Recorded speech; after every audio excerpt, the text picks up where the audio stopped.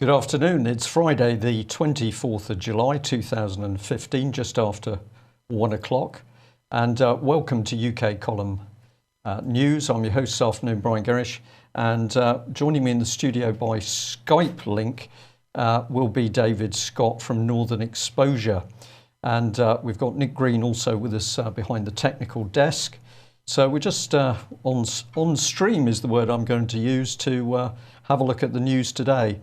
Before we do that, we just thought we'd cover the weather. We've had torrential rain overnight in Devon, many of the country roads flooding, and I think a bit of concern some residents as the water levels rise.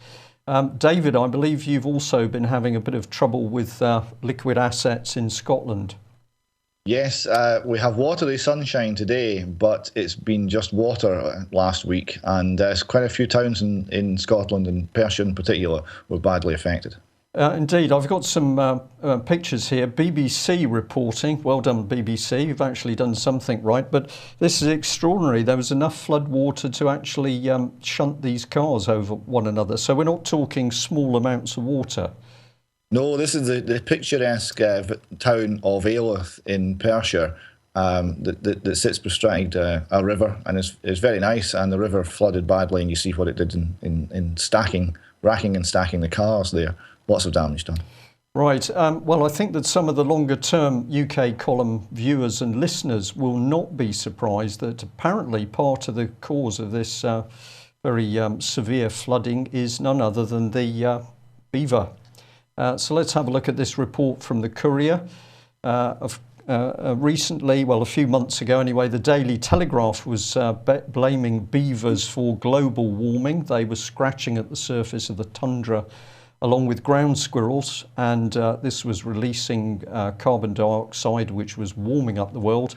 But here we can see that these little critters have been really active in Scotland. They are causing the flooding. What can you tell us? Well, beavers are tremendously industrious little things, and they build dams, and they move a lot of material, and they rather change the countryside quite dramatically. They are shown as the supporting animals and the crest of the Institution of Civil Engineers, and it's no accident. Now, what we have here is one further example of the government law of unintended consequences. We've reintroduced the beaver into Scotland because there used to be beavers in Scotland many, many years ago, and they became extinct. They've been reintroduced in order to restore our environment to its pristine condition. And the unintended consequences is that Aylwith was 6 feet deep in water. Okay, well, I can see we're going to have to do more investigation into the sheer dangers and terrors of beavers loose in Scotland, but let's move on to other very serious matters. We thought we'd start with 21st Century Wire today because an excellent article from Patrick Henningsen, Trouble in the Homeland, Chattanooga's made-for-terror psychodrama. And this was another killing. And Patrick Henningsen has said in our latest instalment of Theatre Terror, another assembly line shooting saw the manufactured media profile of the new threat is no longer the basement-dwelling Adam Lanza loner character, but rather the happy, fairly well-adjusted teenager who is not even on the terror radar, whatever that means. So Patrick Henningsen here very clearly saying that he is watching these massacres unfold in America. He is absolutely not convinced these are real. Indeed, an increasing number of people are looking at these and saying these are created incidents. Why would you create an incident like this? Well, there can only be one answer: to install fear into people. And of course, Patrick is pointing out there that whereas we were told to be fearful of terrorists with guns, we've now got to be fearful not just of strange, dangerous loners, but anybody could be somebody who's going to turn on the American public with a gun. Well, what would be the reason for making theatre out of something as horrific as a multiple shooting? Let's have a look at the BBC, because the BBC is going out of its way at the moment to big up Obama and his drive for gun laws. So this is part of a video clip that the BBC has got on their site. I'm not going to show you the clip, you can see that on the website. But here we are. President Barack Obama has admitted that his failure to pass common sense gun safety laws in the US is the greatest frustration of his presidency. In an interview with the BBC, Mr. Obama said it was distressing not to have made any progress on the issue. Here we are, even in the face of repeated mass killings. But he vowed to keep on trying. And of course, he's now getting the help of BBC's North America editor, Jon Sopel. But he said the president didn't sound very confident. Well, these are some of the words from the president in the video. If you ask me, the one area where I feel I've been most frustrated, most stymied, is the fact that the United States of America is the one advanced nation on earth in which we do not have enough common sense gun safety laws, even in the face of repeated mass killings. If you look at the number of people killed since 9/11 by terrorism, it's less than 100. If you look at the number who have been killed by gun violence, it's in the tens of thousands. Now, we're going to say straight away what the BBC is about is trying to help Obama to disarm the US public in the face of the growth of a tyrannical and criminal US government, which, just like David Cameron's Tories or Blair's Labour Party, has been fomenting unlawful wars and indeed attacks on sovereign nation states. So violence unleashed on nation states and communities overseas, Obama desperate to get the guns away from people in America. But it goes deeper than that, because he has now come up with some amazingly draconian plans, which looks like he wants to ban guns from anyone who's really taking social security. If you're poor, if you're at the bottom of the social structure, if you're struggling to get by, Obama certainly doesn't want you to have guns. And some of the people that he then is targeting within that group are, of course, many ex-military people, because just as in UK, where service veterans are suffering and sleeping rough, they've been neglected, the same's happening in America. So we have a number of people now warning that this gun ownership is getting very, very specific. Let's get guns away from anybody who might rebel against the US government. But more than that, let's get guns away from the ex-military, because of course ex-military people are trained to use the weapons. And before I ask David to comment a bit in light of what's happening with gun control in Scotland, this is some of the guidelines to do with, are we mad or not? So this is an American document. Encourage you to go and read it. The person who sent it to me, thank you very much, was pointing out that it's becoming easier and easier for psychiatrists or clinical psychologists to actually brand any of us as being, well, mentally ill, because we act like normal people. If you don't believe us, have a read of that document yourself. David, pretty amazing stuff there in America, but of course we have the police being increasingly armed in Scotland. And as you've mentioned previously, there's been attempts to get rid of guns from people in Scotland, including, I think, one-stage air rifles. That's correct, yes. There has been a move against air rifles. Yes, a very interesting article and much to say about that. We have in America a situation where the authorities have ordered and purchased millions of rounds of dum-dum bullet ammunition. That would be illegal for the army to have dum-dum bullet ammunition for use by the police on their own population. Now, I can't imagine that many people in America feel particularly reassured by that. The moves of gun control, what Obama calls these common sense gun laws, these are likely to affect the law-abiding part of the population. They're very unlikely to have any effect upon the non-law-abiding part of the population. So in a situation which you have in America, where there's a great many guns in circulation, and there's no difficulty for criminals in obtaining weapons, what he's doing there is disarming the law-abiding part of the population and making them ever more subject to being victims, ever more dependent on the state, and ever more dependent on obeying the state, because the state will be armed. Now, when you do have violent societies and societies which are armed, if the population is generally armed, the one thing you do not get is mass shootings, because you might have someone going to try and kill a lot of people and he might shoot one person, but generally that is it, because usually he will be shot himself by the armed population before he does any more damage. You can only get mass shootings, as we've seen in America and as we've seen in Norway, in a situation where only the shooter is armed. Now, the situation in Scotland is obviously surrounding very much the tragic events of Dunblane and the shooter Thomas Hamilton. Now, a couple of things that needs to be remembered there. One, the crackdown on gun ownership in the whole of the UK, which followed Dunblane, did not reduce gun crime and did not reduce gun fatalities. They actually went up. So to claim any sort of success there's certainly no evidence for that. And also the policies and procedures in place before Dunblane, had they been followed competently, would have seen Thomas Hamilton nowhere near a firearm. The police, there was experienced police officers stating just that this man is not stable and should in no way be allowed to have firearms. And that was quashed with political power being brought to bear to make sure that Thomas Hamilton got his firearms licence and got his guns. So there's much more to know about Dunblane and the political interference in a system which hitherto had really worked quite well.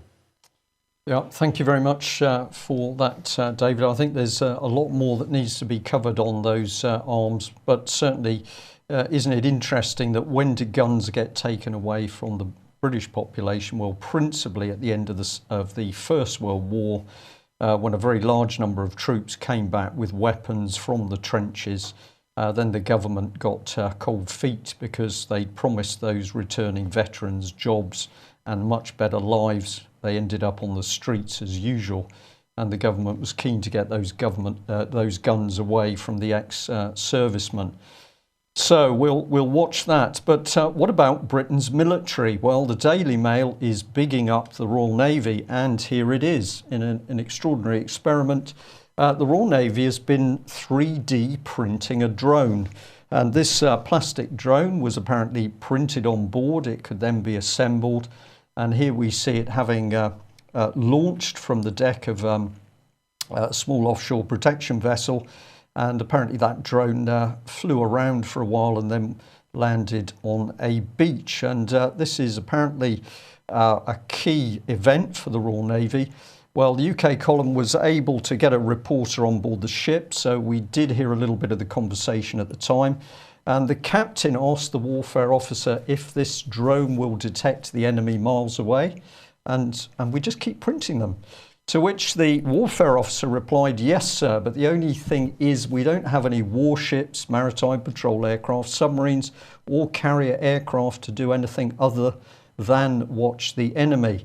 So a little bit of friction on board, but the captain came back and said, bloody Conservatives, I was happy to vote for them to destroy the NHS, but I didn't expect them to turn on the military. Damn F-35 is useless as well.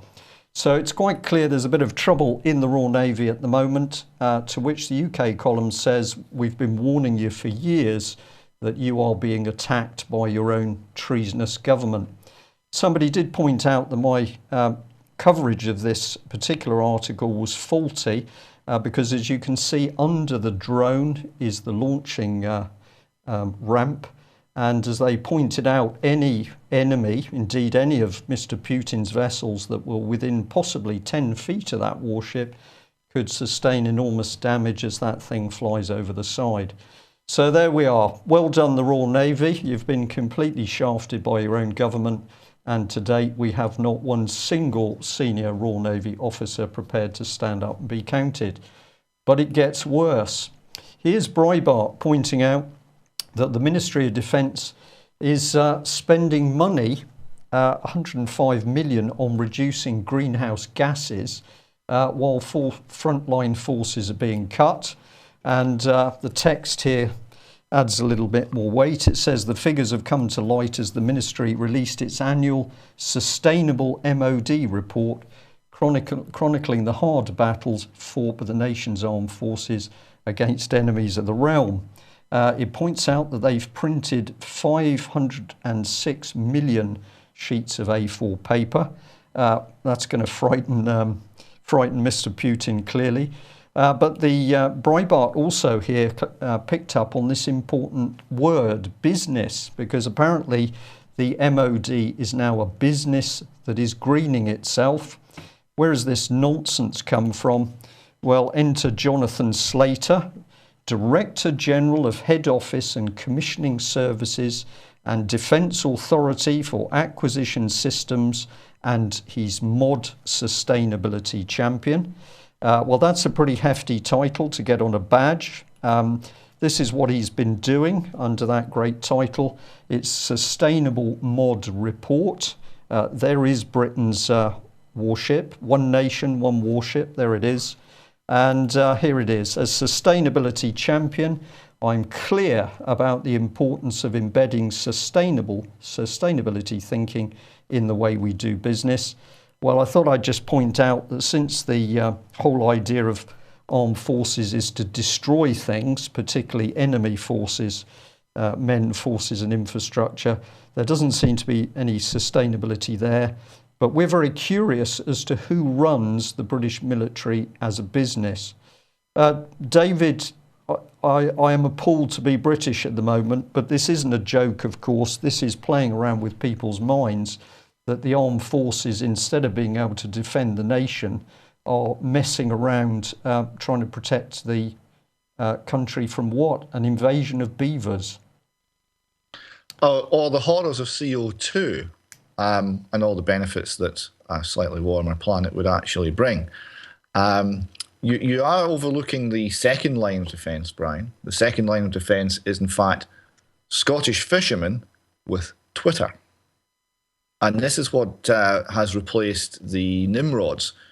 Once we pulled the wings off the Nimrods, the Scottish fishing fleet will tweet if they see a submarine, and that's the defence at the moment. It is ridiculous, and it is not a business. I mean, everything the government does, they call a business now. None of it's a business. Business is based on freedom. Business is based on you offer something and the consumer is king. They all have a vote. It's called a pound note. And if you don't offer the right thing or you don't offer it at the right price, you're gone. And that's the discipline of it. It doesn't apply to the Royal Navy. It doesn't apply to the RAF. Can't do. It's ridiculous. Well, if I may, I'm just going to respond to that by saying can't do or shouldn't do. But what we do see is more and more control from private sector coming in wherever, NHS, schools, roads, and the military are also suffering from this. Particularly, we know military policy being developed by unaccountable think tanks and universities, and we've been getting some very good information on that recently. But if I've got you right, we shouldn't worry because Scottish fishing boats, that's the ones that haven't been destroyed under the EU Common Fisheries Policy. That's correct, yes. The ones still at sea, if they see one of Mr. Putin's submarines or warships, are going to tweet, and that's going to be received in military headquarters. They're then going to use the printer to print off a drone, and then they can watch it. Yes. Okay. Yes, that's it. And one other thing that we should bear in mind, the free market's a fine system. If you introduce coercion, if you introduce government coercion, forced extraction of taxes, and remember it's all force, and you then choose a private sector firm to receive those taxes and receive those resources, what you've got there is a system of corruption. It's not capitalism. You might call it fascism, but you cannot call it free. Yeah. Well, whatever it is, David, we know we're heading into very, very serious times. It's up to us, the public, to stop it. Commercialisation, here we go. This is New Zealand, where there has been a massive furore over, surprise, surprise, Serco running prisons. This Mount Eden prison, what's happened is effectively things have got out of control there. They lost control of the prison. But listen to this amazing comment by a barrister, Kelly Ellis. She said the situation had improved recently following many complaints from lawyers, some of whom have told courts that telepathy seems to be the best way to contact clients who were often inaccessible within the Serco prison. Now, isn't it amazing? It doesn't matter whether it's Mount Eden in New Zealand or HM Prison Peterborough, it doesn't matter. Disgraceful treatment of prisoners for profit.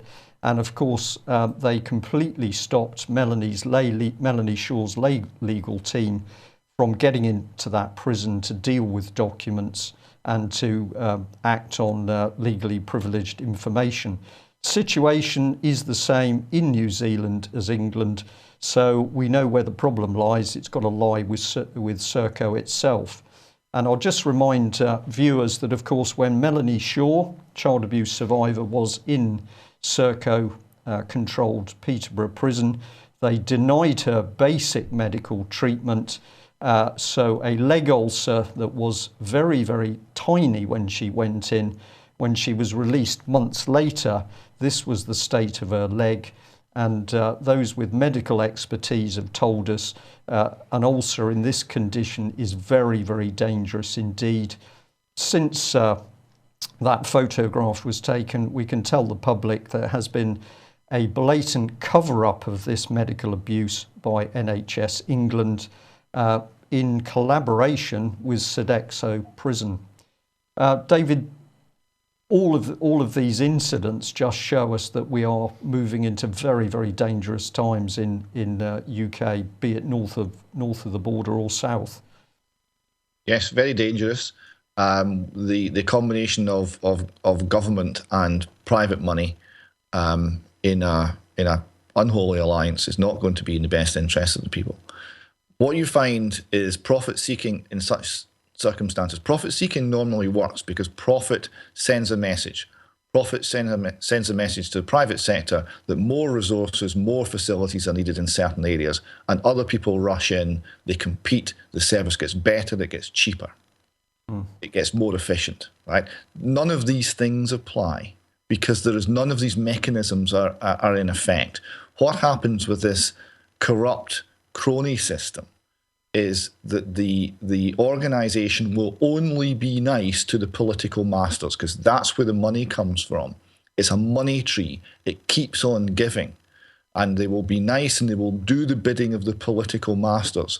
And the people who use the service, in the case of the NHS, the people whose safety depends on the service, as in the case of the prison service, are entirely secondary to the politically driven motivation. Keep the government sweet, however, corrupt means or not, and that's really all they're interested in. Right. Well, returning to Melanie Shaw, Melanie was released by Nottingham Police early yesterday evening. She'd been held for over 24 hours in the custody suite. That, of course, was a breach of the law. We know for a fact that towards the end of that 24-hour period, the police were so desperate to keep her in that they were looking for emergency charges that they could bring against her, having failed to make charges of harassment stick.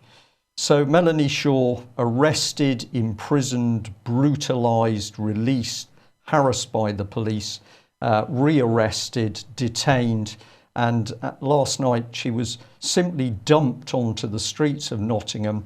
No phone. The police had taken the phone away from this highly vulnerable lady once again, taken her money away from her, just simply pushed her out on the streets where she had to beg for help in order to make contact with people who have been consistently helping her. This is the conduct under Chief Constable Chris Eyre. We were informed shortly before we started the programme that apparently there are now calls for Chris Eyre to stand down, specifically over the failure of Nottingham Police to fully investigate child abuse under Operation Daybreak, and also for their appalling treatment of Melanie Shaw.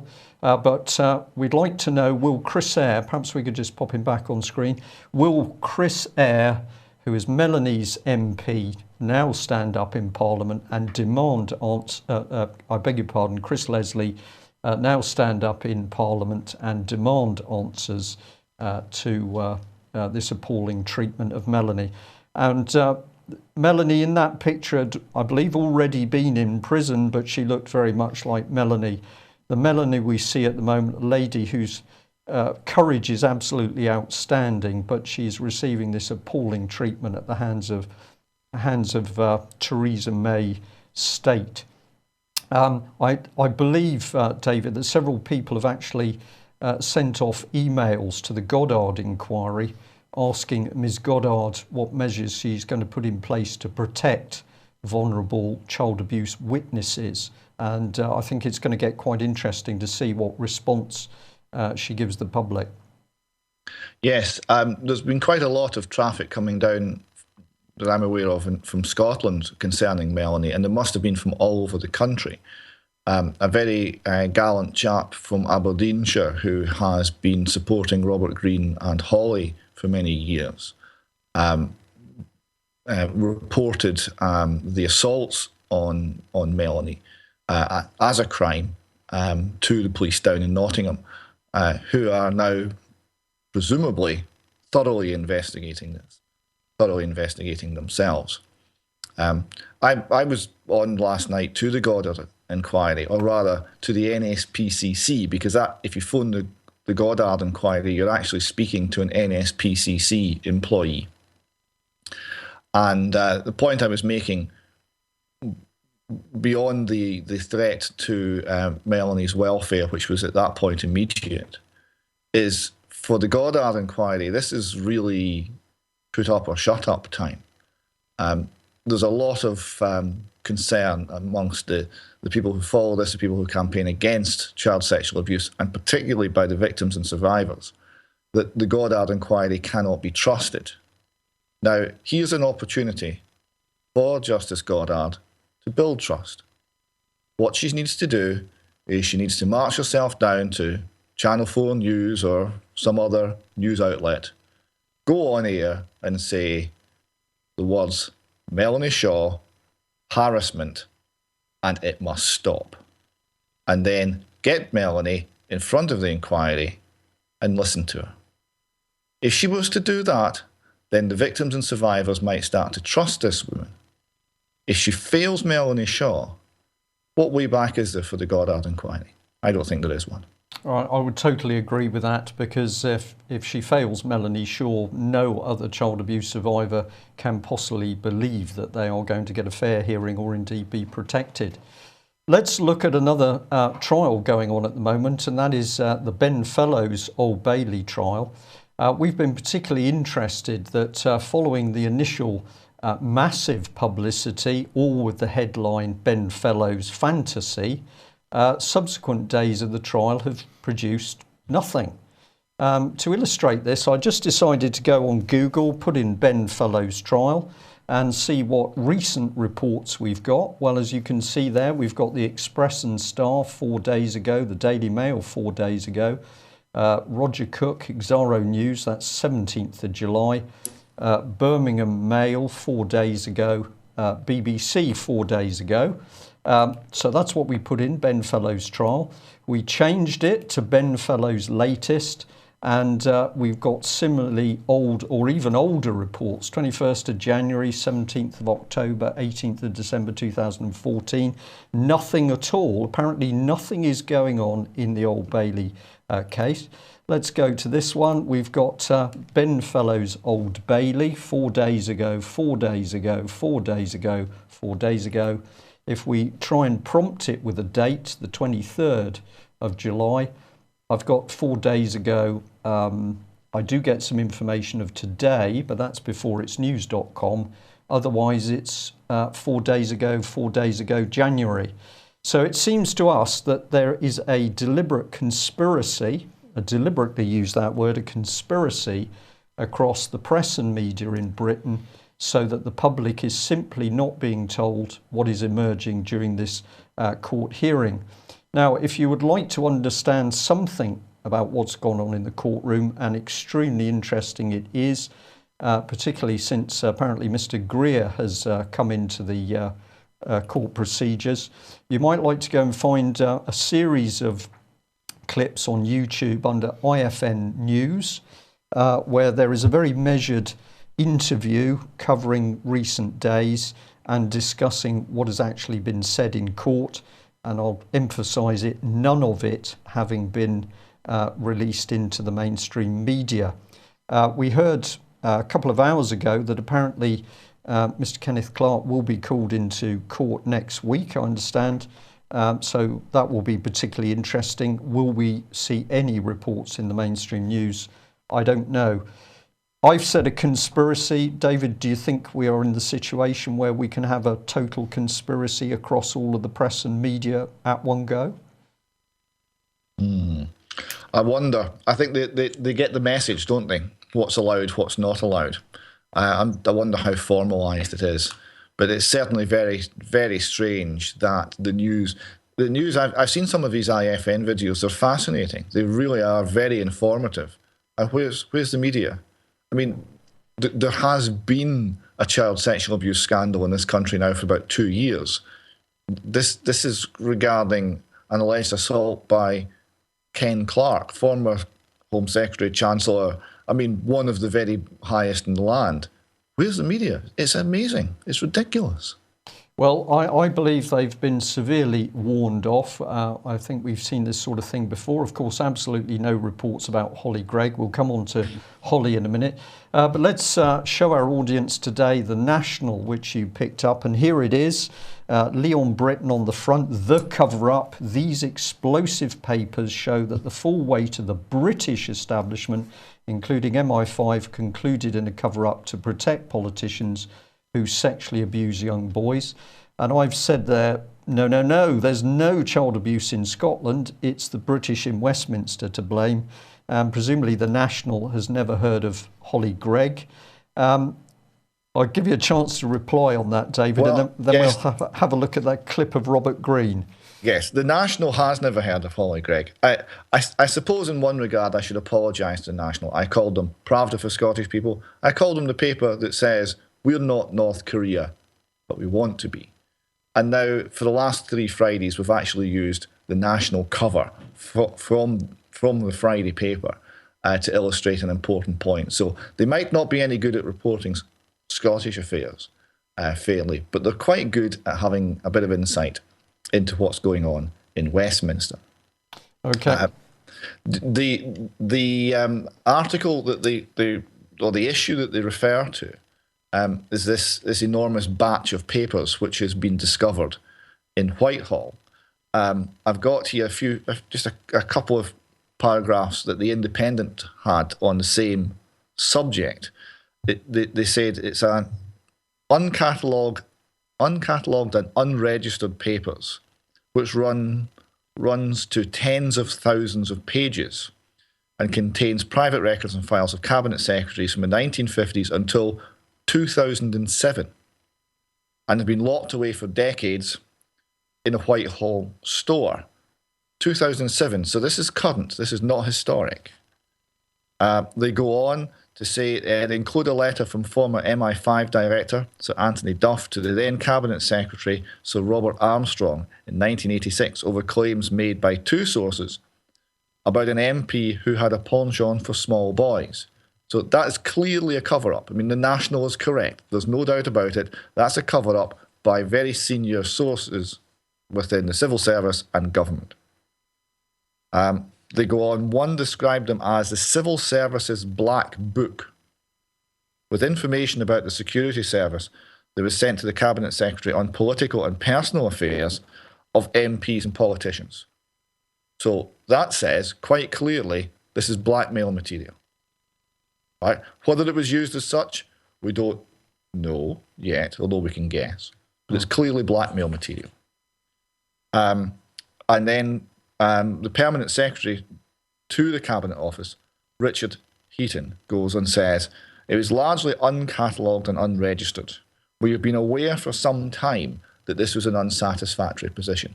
So the Wanless Witless report, we were aware for some time, but it didn't make it into the report. So clearly, recent cover-ups. And then finally, a Cabinet Office spokesman said, we expect to have another tranche ready for publication by the end of the year. So they're going to bring this stuff out slice by slice over years so that the impact is reduced. So the cover-up is going on. Yeah, it's a cover-up in front of our eyes. And Holly Greig, there's been some debate in various places as to whether the UK column has stopped supporting the Holly Greig abuse case. Well, the answer to that is, of course not. The UK column published in the early days, we've stuck by both Anne Greig and Holly and Robert Green, and we will continue to do so. The case is real. Quite clearly, there's a cover-up going on over that, and we're going to have a look a bit at how that cover-up is done. But let's just remind ourselves, here's a rather nice picture of Anne and Holly Greig and Robert Green, unfortunately leaving the High Court London 14th of June 2011. And shortly after this shot, Robert speaks to the camera. We're going to hear that. But let's remember that today, some 4 years later, Anne Greig is gagged from speaking out about the case. She can't speak out about the case, and I would guess that she'd be very frightened to speak out because maybe social services will come and take Holly. They seem to be very good at stealing children. And Robert Green is gagged for life from speaking out about any aspect of the Holly Greig abuse case anywhere in the world. The only trouble is he hasn't received the papers specifying that gagging, so he's hanging on the word. He's not allowed to speak, nor is he allowed to help any child that comes to him claiming that they've been sexually abused. And we've got some very, very shallow people at the moment over the internet who are trying to say that this case isn't real. It's all been made up. So in that case, we just wonder why the Scottish Government is so frightened about this case.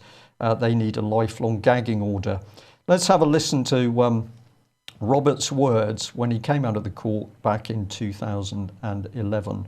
Mrs. Justice Borthwick has today shown what a disgrace she is to her profession, and the fact that family courts have got to be dealt with as a matter of urgency. Nobody cares about Holly, who is in great distress today because of all the things that were going on.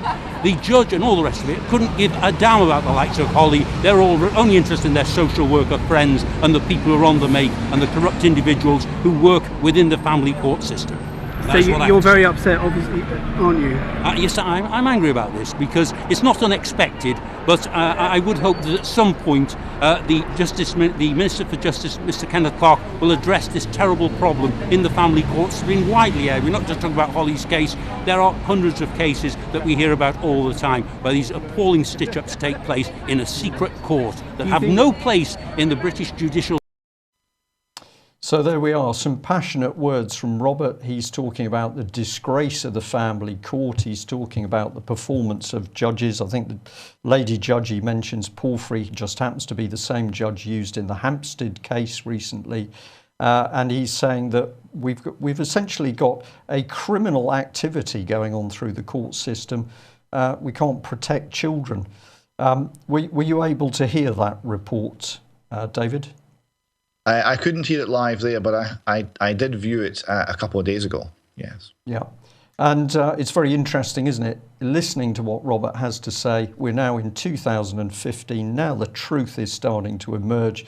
We've got British security services covering up the abuse of people within the political establishment, the establishment itself. The evidence is there, not in one or two papers, but dossiers.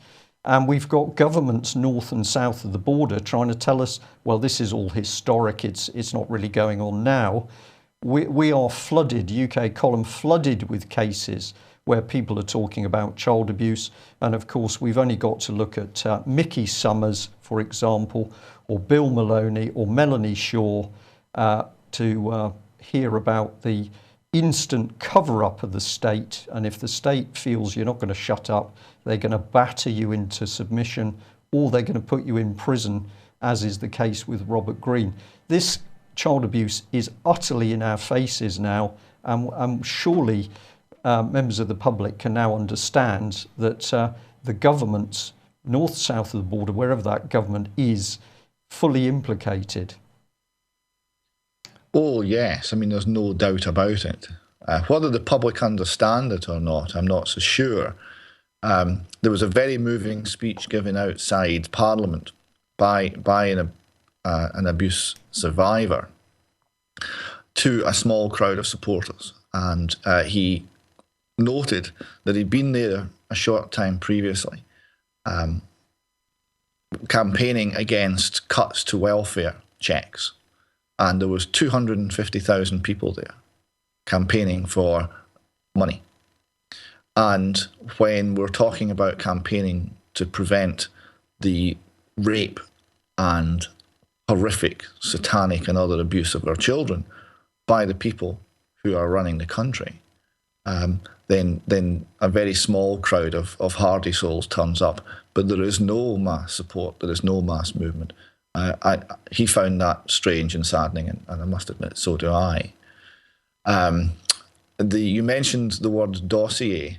There is, of course, the Scottish version of the dossier, and that was the dossier concerning the Holly Gregg case, handed over personally by Robert Green to one Alex Salmond as he went into the Perth concert hall where the annual SNP conference was being held. That's captured on tape, it's on YouTube. So we all know that Alex Salmond got the dossier. What we don't know is what happened to it after that. Mm. Well, David, you've got some documents here to do with Robert Green, Holly Gregg case. One of the things that people are always demanding is evidence of this and that. Now, our aim is not to do trial by internet, because the right place for Holly Gregg's trial should be in a court following a full police investigation. However, these documents are significant in showing, well, it seems to me, a cover-up of the Scottish Government. Can you just take us through? This first one here is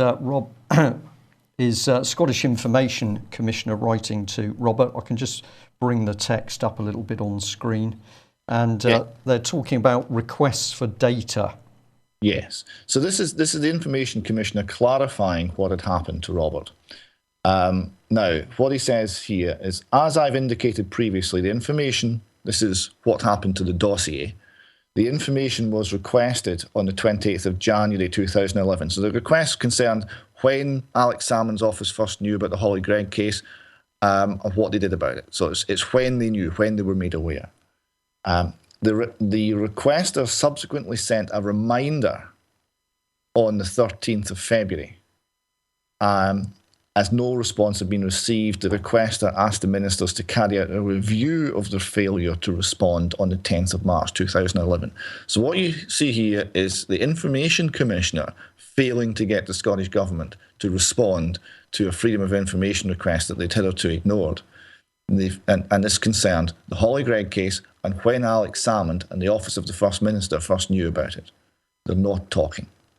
Right. And we've got another one here. This is Scottish Government, Alex Salmond. Let's just bring the text up a bit on that one. So it's addressed, Dear Mr. Bailey. Yes. Now, what they say here is, and you have to understand how the lies are told, right? You have to understand the deception. Everything's fine. There's nothing to see here. Everything's fine. We're all upstanding. We're all working in the best interests of the people. We are your wise overlords, and we are only here to serve you. That's what you've got to believe, and all the letters are written in this way. So what they say is, I would like to assure you that the protection of children in Scotland is a key priority for the Scottish Government, so I hope we're all assured. I would also like to assure you that the Scottish Government complied with the Information Commissioner's request for information on the 28th of January 2011. The Scottish Government also received a letter from the Information Commissioner's office on 19th July informing us of our compliance with the requirements of the Information Commissioner's decision. Now, do you see the lie there? I would like to assure you that the Scottish Government complied with the Information Commissioner's request for information on the 28th of January. The Scottish Government did not comply on the 20th of January. You've just seen the letter that said the Information Commissioner went back on the 13th of February, and he went back again on the 10th of March because the Scottish Government had not complied. So what you see here is the Scottish Government lying to the people of Scotland about the Holly Gregg case. Lies. Now, they will say, oh, well, it was the request that came in on the 28th of January and we kind of got round to it. Lies. That is intentionally deceptive. What they then go on to say is they then mentioned that the Information Commissioner acknowledged that they had complied with replying to this in 19th July 2011. Why? Why did it take from January to July 2011 to answer this Freedom of Information request? I'll tell you why. Because the next day, this whole Scottish Government would have been in contempt of court. That's why. That's when they finally replied. And do you know what the reply was? The Scottish Government does not hold records of that information. That was the reply. And this is the template for how the cover-up is done elsewhere. It's drag it out, delay it till the last possible of the moment, then, oh dear, we've lost the records. This has gone on time after time after time. And we are to believe that the Goddard inquiry is going to run for whatever, 5 years, 4 years, 5 years. And at the end of that time, it will have achieved something. No, it won't. It will have dragged it all into the long grass.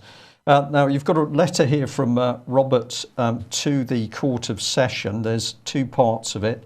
I'll just bring up page 2 and we will highlight that. The background to this is the Court of Session were looking for £29,000 costs from Robert.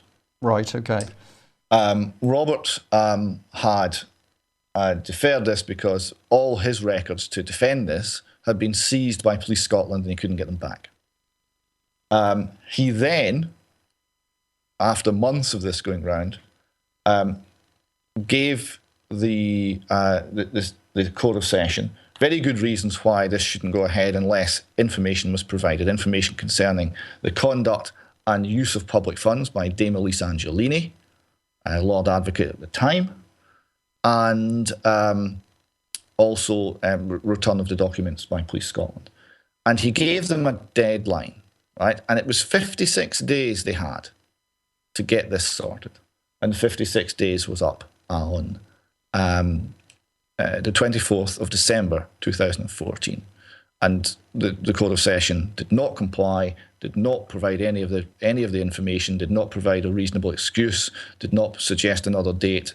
It just lapsed. So the whole thing was abandoned. As far as Robert was concerned, and he made it quite clear with 56 days notice, provide this information, or it's abandoned. So the whole situation was abandoned. Until June 2015, right, more than 6 months later, when all of a sudden the Court of Session starts going after Robert for money again. And this coincided with Police Scotland going after the Holly Gregg Justice website and going after people who even commented on the Holly Gregg Justice website and starting to go around to Scott Pattinson's mother's house, asking where he is and wanting to talk to him about emails that he sent. So anybody in Scotland who's still supporting Anne Gregg and Holly Gregg all of a sudden started to get assorted types of hassle from the Scottish authorities. It looked coordinated. It was all about the same time. So what we've got here is a letter that Robert sent back in November 2014, right? So that he'd given this notice to the Court of Session. They'd replied badly, and this is a subsequent letter that Robert sent to them outlining why the situation that they had imposed on him was entirely unsatisfactory. Right, so there's two paragraphs we can bring up on screen here, and I can just bring in an arrow. The first one here, let's see whether that will work. Yes, it has. So firstly, we've established that the expenses incurred by Dame Angelini in connection with the civil case were in fact borne by the UK government. So what is the significance of that comment from Robert? Well, it was always denied, or it was never admitted. There was a lot of evasion over who actually funded Dame Angelini's case against Robert. This is a private civil case against Robert, because Robert had said that she was she'd failed in her duty over the Holly Gregg case, and that she had been deceptive over statements that she had made, that she couldn't remember anything about this. She was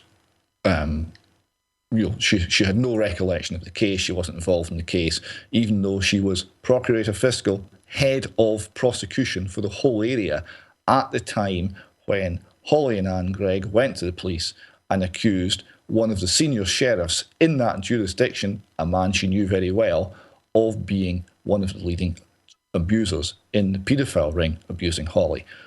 I think that Dame Elise Angelini, under those circumstances, might have noted this. It was not a parking ticket, but she claims not.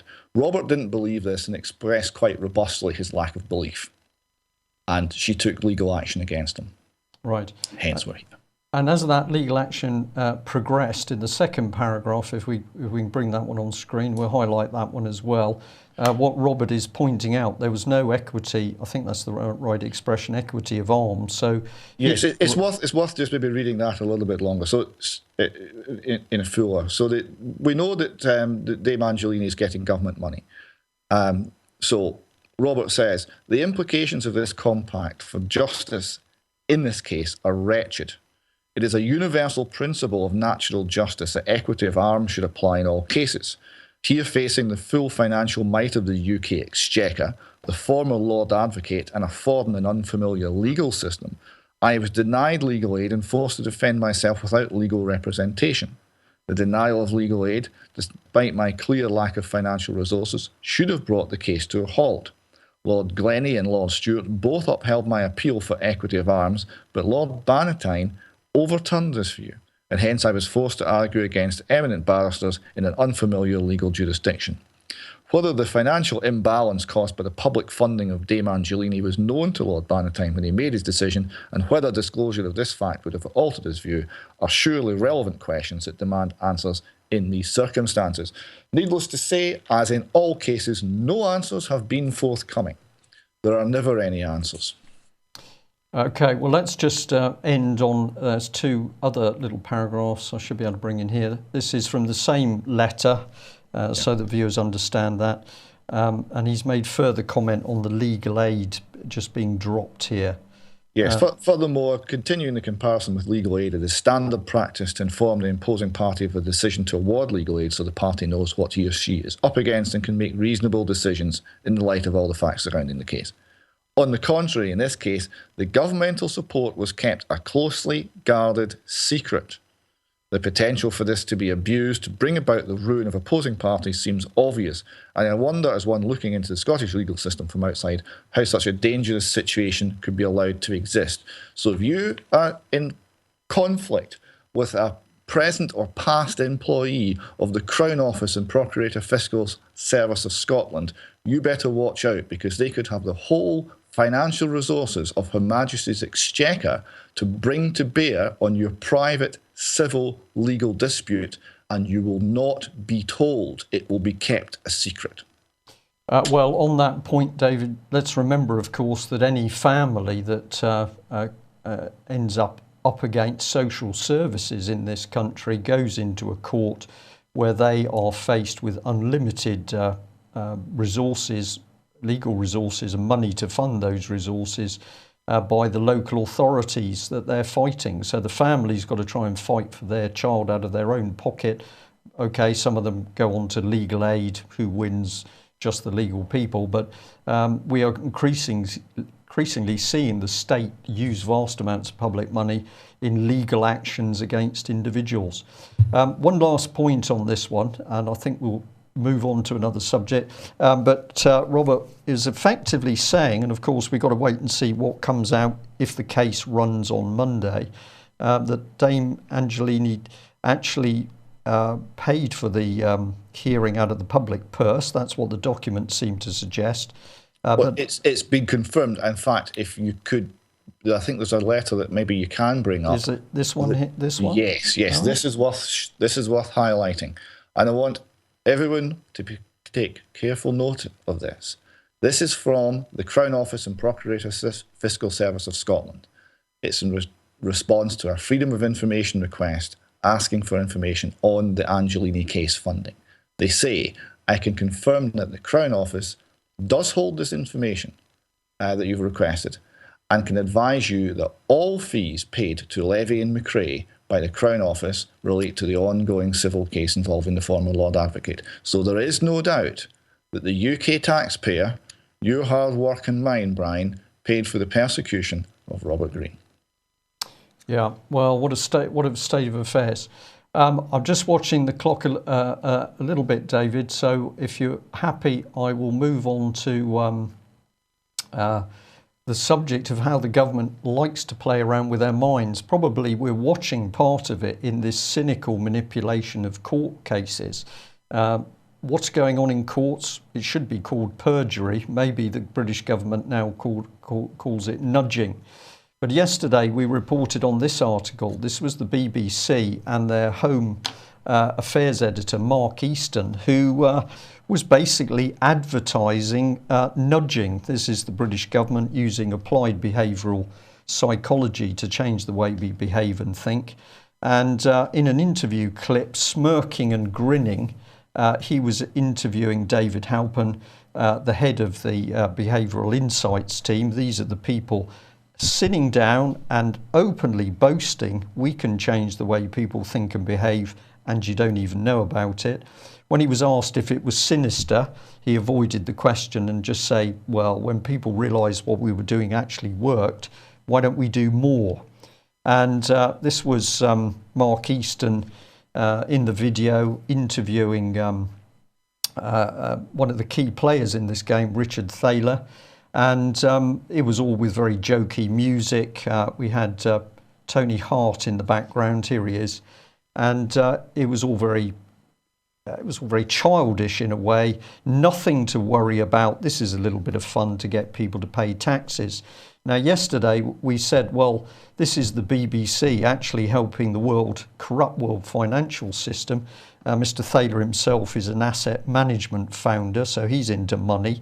What we didn't know is that this is what's going on. There's a big behavioural exchange conference in London, costs a fortune to get in, where we have a mix of big corporations and people from the government and the government's behavioural change team mixing. Let's have a look. It's quite mind-blowing. We've got the World Bank working with the government and, of course, the help of the BBC to change our behaviour. So here's the kingpin, David Halpin. We've also got head of the civil service, Jeremy Hayward. We've even, for example, got senior police officers. So this is Chief Superintendent Alex Murray. He's from West Midlands Police. He's become very big on how we need to reframe and change the way people think. Who are these guys mixing with? Well, we've got this guy, Mr. Panzer, pretty appropriate, I think. World Bank. We've got another World Bank operative, and we've got another lady from the World Bank. So the BBC bigs up the reporting, simply fails to tell the truth about what's really going on, exactly as they did when they misled the public over the trial of Ian Puddick. BBC couldn't report the police using between 1.5 million and 3 million to progress what was a civil action or an anti-terrorism action against Ian Puddick's civil case initially. Complete lies going on here, but they're now boasting that they've got the behavioural technology, psychology technology to change the way we think. I'm lost for words, David. Help me out. I want to say outrageous, dangerous, but it's even worse than that. I think it's fascinating. I would love to know more about what exactly the purpose the World Bank has in changing how British people think. The World Bank must fund this. They must fund the time for the staff. So they must have an agenda. They must want something from it. Maybe some people watching could have a little dig and find out what that something might be. Absolutely right. Well, I'm going to say, David, thank you very much for staying with us. It's been an extended UK column news. We think it's worth it. Very, very dangerous times for this country. It's quite clear we're being governed by criminals and those who are either involved in paedophilia or prepared to cover it up. And these same people with their twisted values would now change our behaviour using our money and dangerous techniques that we're not even supposed to know about. The only way to get through this is to expose it, and that requires everybody who's tuned in today, hopefully, to get out there and tell family, friends, and as many people as they can. David, thanks very much for joining us. UK Column News will be back at 1 o'clock on Monday. If you like what we do, please consider subscribing or making a donation. We can only broadcast with your help. Thanks for joining us. Have a good weekend. Watch out for the beavers. Thank you. Bye-bye.